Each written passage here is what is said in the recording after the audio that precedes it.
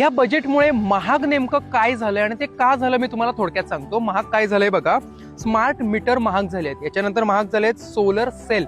सोलरवरती बऱ्यापैकी प्रमोशन गव्हर्नमेंटने केलंय, लोकांमध्ये पण जनजागृती झाली आहे आणि एखादी गोष्ट ऍक्टिव्हेट करून दिली, ऍक्टिव्हेट करण्यासाठी भरपूर डिस्काउंट दिलेला असतो की नाही, त्यामुळे ती ऍक्टिव्हेट झाल्यावरती त्याचं डिस्काउंट बऱ्यापैकी कमी करण्यात येतो. नेमकं हेच झालंय. पूर्वी ईव्हीच्या गाड्या कितीतरी डिस्काउंटने मिळायच्या, आता ईव्हीच्या गाड्या एवढ्या डिस्काउंटने नाही मिळत. याच्यानंतर विणलेलं कापड हे महाग झालंय. याच्याबरोबर आयात केलेली पादत्राणं, आता आयात केलेली पादत्राणं महाग आहेत पण चामड्याचे बेल्ट मात्र स्वस्त झाले.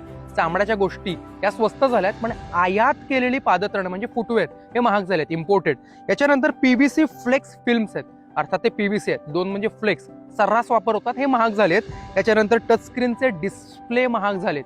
मोबाईल स्वस्त आहेत, LCD LED स्वस्त आहेत पण आयात केलेले टचस्क्रीनचे डिस्प्ले महाग आहेत. याचा अर्थ काय, तुम्ही इंडियामध्येच हे डिस्प्ले बनवा, मोबाईल बनवा आणि स्वस्तात विका. हे याच्या मागची छोटीशी पार्श्वभूमी असते. अमोनियम नायट्रेट महाग झाले. अमोनियम नायट्रेट खत पण आहे आणि हो, हे विस्फोटक सुद्धा आहे. याच्याबरोबर विघटन न होणारं प्लास्टिक, अर्थातच जी गोष्ट कमी झाली पाहिजे ती गोष्ट महाग झाली आहे, जेणेकरून तुम्ही कमी वापराल. रिफ्यूज, रियूज आणि रिसायकल हेच तत्व याच्या मागे आहे. त्यामुळे हे आपण वापरू, आपलं आयुष्य समृद्ध करू, देशाचं सुद्धा.